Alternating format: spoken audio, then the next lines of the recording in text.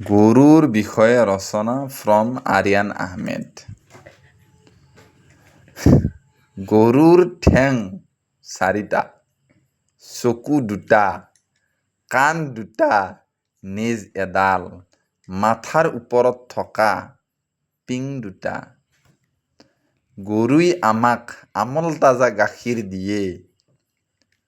গৰুৰ গোবৰেই সাৰ বনবা পাৰি।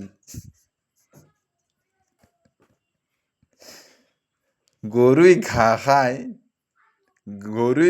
খাই ভাল পায়। গৰুই এমাহত এটা পোৱালি দিয়ে।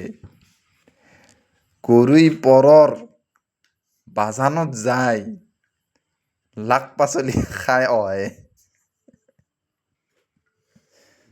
গৰুৰ পোৱালি